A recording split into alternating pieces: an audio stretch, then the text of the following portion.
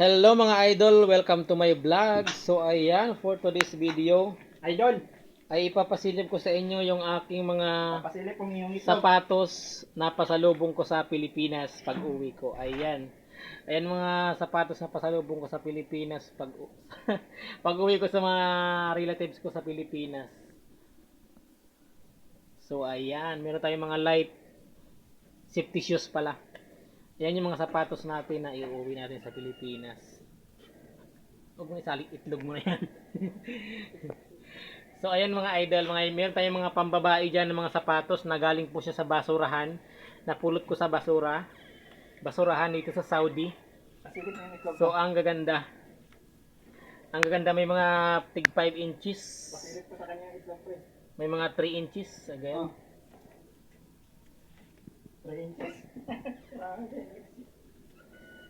Ayan mga idol, ang mga pasalubong ko sa aking mga relatives sa Pilipinas pag uwi ko. Ang dami. Ito mga brand new yung ating mga safety shoes and mga black shoes. Ayan. So mga idol, ito po yung kulay puti na ito na tatlo. Ay nakita ko lang yan sa basurahan.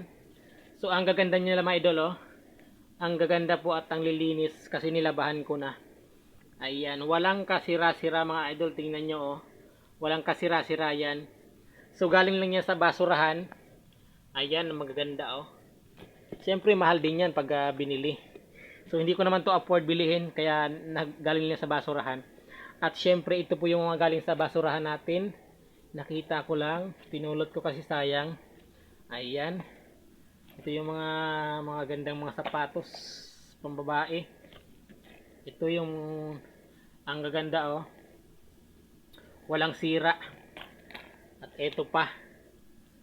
Ayan. So ganun dito mga idol sa Saudi. Tinatapon lang yung mga gamit pag ayaw na nila. Kahit bago pa. So ayan. Pa-share po ng ating video at syempre kung hindi pa tayo nakapag-follow and share, pa-share na lang po and follow. So ayun po yung ating mga bagahe na iuwi sa Pilipinas. At mga idol, meron pa nga pala akong napulot sa basurahan na dalawang bag. Ito pambabae na bag, napulot ko sa basurahan. So ang ganda niya, ang linis-linis at walang sira. At ito naman yung isa. Ayan. So walang kasira-sira mga idol, oh. Ang ganda-ganda. So mamahal to sa Pilipinas pag binili, di ba? Sayang din kaya pinulot ko na. And thank you for watching and God bless us all. Shoutout nga pala sa mga OFW Saudi na mahilig mamulot ng sa mga basurahan ng mga gamit tulad ko. Yan, shoutout.